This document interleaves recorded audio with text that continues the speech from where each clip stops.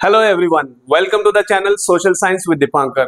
Today in this video we are going to continue with our discussion on the social division that is based on religious differences. In my previous video I discussed what is communalism, what is communal politics. So those of you who haven't yet gone through that video, kindly go through that video to understand the whole topic, and this video explanation also I would want you to be there till the end so that the whole concept is clear to you.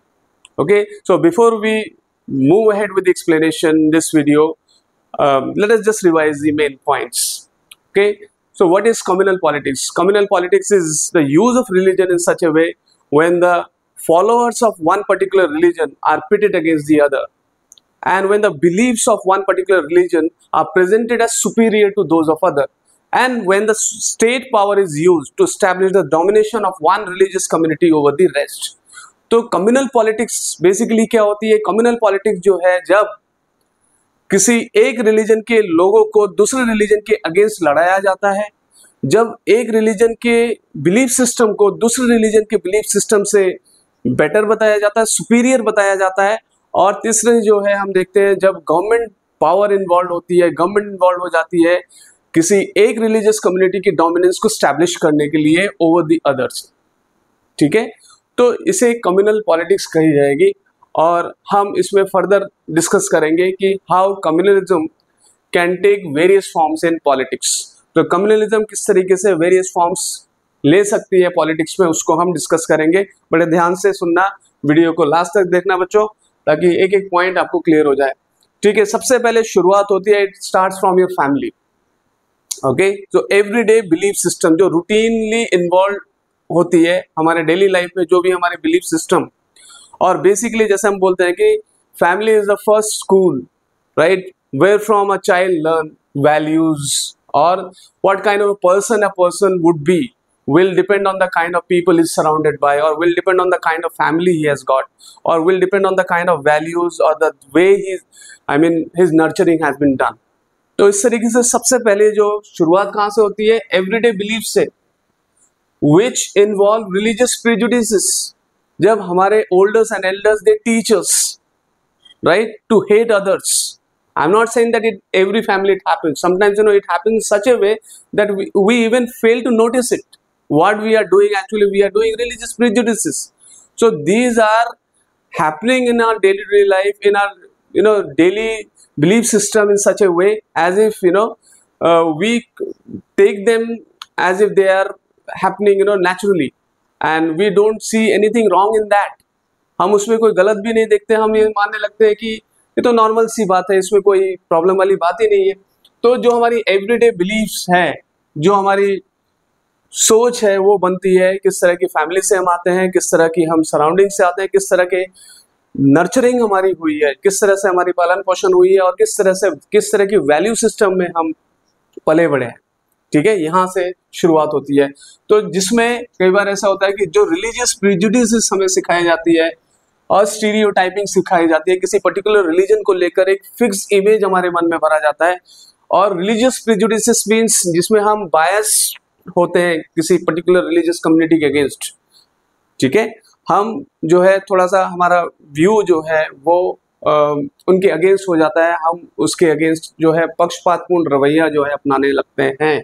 हमारे actions के जरिए वो कैसे हो सकता है? जैसे हो सकता है कि हम किसी न किसी तरीके से कोई ना कोई अनटचेबिलिटी हम इसमें प्रैक्टिस कर रहे होते हैं. हो सकता है कि हमें ये बताया जाए कि हम एक पर्टिकुलर रिलीजन के लोगों के साथ बात ना करें, उनके साथ दोस्ती ना करें, या उनके घर जाकर पानी ना पिए, या उनके फेस्टिविटीज़ में शामिल ना हो.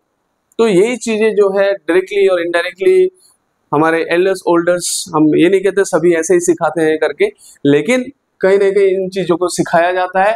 और रिलीजियस प्रेजुडिसेस, स्टीरियोटाइपिंग जो है वो हमें सिखाई जाती है, और ये भी बताई जाती है कि हमारा जो रिलीजन है वो सुपीरियर है. ठीक है, अपने रिलीजन को आप सुपीरियर माने, इसमें कोई प्रॉब्लम नहीं है, लेकिन अदर रिलीजन को आप इन्फीरियर सोचेंगे या अदर रिलीजन को लुक डाउन अपॉन करेंगे, that is where the problem starts. ठीक है, तो there is no harm in feeling great about one's religion. but it should not be at the cost of other religions. You should not be, looking down upon other religions. One should not be hating other religions. Okay, so these are the things that, our daily actions, our everyday beliefs which involve religious prejudices, stereotyping and religious superiority. ठीक है, ये सारी चीजें involve होती है और कहीं ना कहीं हम इसको इस तरीके से करने लगते हैं कि हम कई बार फेल होते हैं। क्या हम किस तरह से जैसे प्रेजुडिसेस करने लगते हैं तो एकदम हमें नॉर्मल लगता है, तो हम बिल्कुल इसको नोटिस भी नहीं कर पाते कि हम जो कर रहे हैं वो असल में गलत है, और हमें ऐसा कम्युनल जो फर्स्ट स्टेप में जो है आप शुरुआती इसमें करते हैं, जो अपने एवरीडे बिलीव्स में आप कहीं ना कहीं नोइंगली और अननोइंगली जो है ये चीजें होने लगती है। ठीक है, नोइंगली और अननोइंगली। ना दूसरा पॉइंट है, a communal mind of a leads to quest. एक कम्युनल माइंड जो है हमेशा ये सोचता है कि किसी ना किसी तरीके से उसके अंदर एक डिजायर होती है, एक क्वेस्ट होती है कि पॉलिटिकल डोमिनेंस की। ठीक है, अपने ही रिलीजियस कम्युनिटी के अंदर वो चाहेगा कि मैं डोमिनेट करूं। ठीक है, किसी एक कम्युनल माइंड की ये सोच होती है। ठीक है, so communal mind of a leads to quest for political dominance of one's own religious community. अपने ही रिलीजियस कम्युनिटी के अंदर कुछ लोगों की ये भावना हो सकती है जिनकी कम्युनल माइंडसेट है, वो अपने ही कम्युनिटी के लोगों के ऊपर डोमिनेंस करने की उनके अंदर एक डिजायर हो सकती है। ठीक है, फिर उसके बाद इसमें आगे इसी कड़ी को आगे बढ़ाते हुए हम देखते हैं कि कैसे मेजॉरिटी कम्युनिटी के लिए ये जो है एक इच्छा, जो प्रबल इच्छा जो जागृत हो सकती है वो ये है कि कैसे हम मेजोरिटेरियन डोमिनेंस की तरफ जाएं। ठीक है, जो मेजॉरिटी कम्युनिटी के अंदर ये इच्छा हो सकती है कि मेजॉरिटी कम्युनिटी की डोमिनेंस हो। ठीक है, और जो माइनॉरिटी कम्युनिटी है उनके लिए एक आउट ऑफ फियर हो सकता है, वो एक डिजायर जो है या किसी तरह का प्रोपोगेंडा या किसी तरह के जो है फॉल्स इंफॉर्मेशन के शिकार होकर या किसी तरह के प्रोपोगेंडा के शिकार होकर भी, या माइनॉरिटी में इस तरह की सोच या डिजायर पैदा हो सकती है अगर कम्युनल लाइंस में सोचते हैं। तो अगर कम्युनल लाइंस में सोचते हैं तो उनके अंदर ये डिजायर हो सकती है कि एक सेपरेट पॉलिटिकल यूनिट यानी कि अलग देश की वो मांग कर सकते हैं। ठीक है, तो मेजॉरिटी कम्युनिटी के लिए मेजोरिटेरियन गवर्नमेंट की एक इच्छा हो सकती है, और जो माइनॉरिटी कम्युनिटी है उनके लिए जो है the desire for a separate political unit means they might demand for a separate country for themselves. Okay, now the next one is how political mobilization, ठीक है, कैसे लोगों को जो है अपने मैसेज आप कन्वे कर रहे हैं, political mobilization through the use of sacred symbols। कई जगह हमने देखते हैं पॉलिटिकल पार्टीज क्या करती है, वो सिंबल्स ऐसे जो रिलीजियस सिंबल्स है उनका सहारा लेते हैं, रिलीजियस लीडर्स का सहारा लेते हैं और इमोशनल अपील करते हैं, धर्म के नाम पर, रिलीजन के नाम पर इमोशनल अपील करते हैं, और सीधी सीधी जो है लोगों के मन में एक प्लेन फियर बिठाया जाता है, एक डर बिठाया जाता है कि अगर आप लोग एकजुट नहीं हुए तो हो सकता है कल आप लोगों के लिए बहुत प्रॉब्लम हो सकती है। तो आपको दूसरे रिलीजन का डर दिखाया जाता है। ठीक है, कि अगर हम अभी से ही नहीं संभले तो हो सकता है दूसरे रिलीजन के लोग हम पर डोमिनेट करें या हमें जो है यहाँ पर रहने के लिए कई सारी प्रॉब्लम्स वो हमारे लिए खड़ी कर सकते हैं। ठीक है, तो इसलिए आप ये सोच सकते हैं कि जो ये काम होता है जो कम्युनल पॉलिटिक्स करते हैं जो पॉलिटिकल पार्टीज, वो अक्सर जो है इस तरह से पॉलिटिकल मोबिलाइजेशन किस तरह से अपने मैसेज कन्वे करते हैं through the use of secret symbols. Secret symbol जैसे हो सकता है किसी भी तरह का कोई सेक्रेट सिंबल हो, ठीक है, अलग अलग हो सकते हैं, हर धर्म के हो सकते हैं, तो सेक्रेट सिंबल का सहारा लेते हैं, लीडर्स का यूज करते हैं, लीडर्स का यूज करके, ताकि लीडर्स जो रिलीजियस लीडर्स का यूज करते हैं, रिलीजियस लीडर्स के जो बहुत सारे फॉलोअर्स होते हैं उन फॉलोअर्स को जो है कहीं ना कहीं वो वोट्स के लिए ये इस तरह से रिलीजियस लीडर्स का यूज भी किया जा सकता है। तो इमोशनल अपील भी करते हैं रिलीजन के नेम पर और लोगों के अंदर जो है फियर डालने का काम करते हैं, डर बिठाने का काम करते हैं, to bring together the followers of one religion, ताकि जो है एक रिलीजन के सभी लोगों को एकजुट किया जा सके, लोगों को पोलराइज किया जा सके। ठीक है, और सबसे वर्स्ट फॉर्म में अगर हम बात करें तो सबसे वर्स्ट फॉर्म में कम्युनलिज्म के जो फॉर्म देखे जाते हैं, कम्युनल वायलेंस हो सकता है। ठीक है, communal violence, rights and massacre. तो ये ब्लड शेड, खून खराबा और ये सारी चीजें जो है कम्युनलिज्म का सबसे वर्स्ट फॉर्म है। दंगे, लड़ाई, खून खराबा, ये सारी चीजें हो सकती है। तो सबसे ये डिफरेंट फॉर्म्स जो हमने डिस्कस किया है, और फर्दर हम डिस्कस करेंगे। इसी के ही ऑपोजिशन में जो आइडियोलॉजी है वो है सेक्युलरिज्म का। Let us turn to the discussion on secularism and secular state. Okay, what is a secular state? We understand what is a secular state through these points. There is no official religion. There is no official religion for Indian state. India is a secular country. India doesn't have any official religion, as is seen in case of Sri Lanka, where Buddhism is their official religion, and in Pakistan we see Islam is their official religion, right? But in our country, we haven't given any official status to any religion. Okay?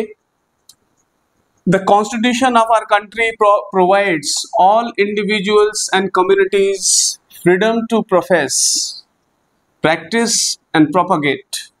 Okay? The constitution allows and gives freedom to all individuals of our country, all communities of our country, to profess, practice and propagate any religion they believe in. Or if anyone doesn't follow any religion also, that right also, that freedom also an individual may have. Okay, that individual, if he doesn't want to follow any religion also, that also he has the right to do. I mean, he has the right to, if suppose if he feels not to follow any religion also, that he can do. Okay, so profess means religion. Country में सभी लोगों को, सभी communities को ये अधिकार है कि वो किसी भी रिलीजन को जो वो फॉलो करते हैं उसमें वो उपदेश दें, प्रोफेस करें, उसको प्रैक्टिस करें, उसकी मान्यताओं को वो जो है माने, उनके प्रैक्टिसेस को फॉलो करें, एंड प्रोपोगेट, उसके प्रचार प्रसार भी अगर वो करना चाहे उस रिलीजन का, उसकी भी आज़ादी सभी इंडिविजुअल को और सभी कम्युनिटीज़ को दी गई है हमारे देश में। और अगर वो कोई धर्म का पालन नहीं भी करते हैं, रिलीजन का फॉलो नहीं करते हैं, तो ऐसा भी करने की आज़ादी उनको कॉन्स्टिट्यूशन प्रोवाइड करती है। अगला पॉइंट ये कि the constitution prohibits discrimination on grounds of religion. तो रिलीजन के आधार पर किसी भी तरीके का डिस्क्रिमिनेशन जो है कॉन्स्टिट्यूशन प्रोहिबिट करती है, यानी कि अलाउड नहीं है। ठीक है, next point, the state has the right to intervene. The constitution also gives और also allows the state to intervene in matters of religion. ऐसा नहीं है कि वो रिलीजन के मामलों में इंटरवीन नहीं कर सकती स्टेट। ये भी कॉन्स्टिट्यूशन जो है ये अधिकार स्टेट को देती है, गवर्नमेंट को देती है कि it can intervene in the matters of religion in order to ensure equality। तो जैसे हमने पिछले वीडियो में भी डिस्कस किया था, जब भी लोगों के फंडामेंटल राइट्स और रिलीजियस फ्रीडम, ठीक है, in the name of religious freedom one can not encroach upon the fundamental right of a person. Okay, religious freedom सभी को मिला हुआ है, लेकिन रिलीजियस फ्रीडम के नाम पर किसी भी व्यक्ति के फंडामेंटल राइट को वायलेट नहीं किया जा सकता, राइट? अगर ऐसा होता है तो state has the right to intervene so that it can ensure equality within the religious communities. जो उन रिलीजियस कम्युनिटीज में इक्वालिटी को वो एंश्योर कर पाए। ठीक है, जैसे उदाहरण के लिए इट बैन्स अनटचेबिलिटी। अनटचेबिलिटी को जो है वो बैन किया गया है। ऐसे ही जो है रिलीजन के फैमिली लॉज को भी रेगुलेट करने का काम जो है स्टेट कर सकती है अगर जरूरत पड़ती है तो। ठीक है, तो understood in this sense we can see that secularism is not the ideology of one person और one political party. It is that idea which constitutes the foundation of our country. It is one of the ideas that constitutes the foundation of our country. Okay, it actually, if we see communalism, that communalism threatens the very idea of India. ये सब provisions ठीक है, constitutional provisions are there, right? These constitutional provisions are there, that is fine, but these are not sufficient to combat communalism. To combat communalism, we need to be ready to fight against it in everyday life, against all forms of communal prejudices and propaganda in our daily life, right? And any form of communal mobilization, right, should be countered. It should be countered in the political arena. So we need to be, taught, or we need to be brought up in such a way that we don't believe in communal thinking, right? So the nurturing should be done in such a way that one should not develop a communal mind. Got it? So everyday life we have to fight against communalism. That is one. Constitutional provisions are there. They are also necessary, but they are not sufficient. To be able to fight against, to win over communalism, we need to fight communalism in our everyday life against communal propaganda and communal prejudices. And we should also be very well be aware of, or cautious if there is a political mobilization in the name of religion. Got it? अगर political mobilization होता है in the name of religion, तो उसको भी counter करने की जरूरत है. ठीक है? तो सेकुलरिज्म हम समझ रहे हैं, इन सभी पॉइंट से मैंने अभी डिस्कस किया. और अगर कोई क्वेश्चंस डाउट्स हैं तो प्लीज़ ज़रूर पूछे सवाल, और हम इसके अगले वीडियो में डिस्कस करेंगे एक और इम्पॉर्टेंट टॉपिक, एक और important social division based on caste differences. ठीक है? कास्ट के आधार पर जो है सोशल डिवीजन जो है उसको हम डिस्कस करेंगे. और जहाँ तक इस वीडियो की बात है, this is it from me now. Thank you for watching the whole video. Have a nice time. Bye bye.